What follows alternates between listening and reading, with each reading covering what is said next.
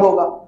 لیکن جو عشر ہے اس کے لیے شرط نہیں چاہیے صاحب نصاب ہو یا نہ ہو.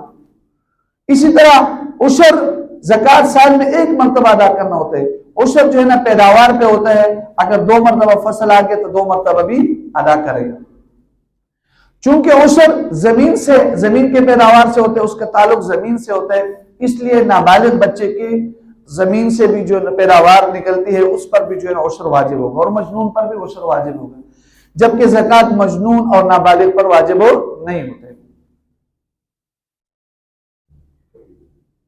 4 قسم کے زکوٰۃ کے مسائل ہے، یا 4 اموال سے زکوٰۃ کے مسائل متعلق ہوتا ہے. ایک ہے سونا چاندی، دوسرا ہے مال تجارت، اور تیسرا ہے جانوروں کا نصاب، اور چوتھی چیز ہے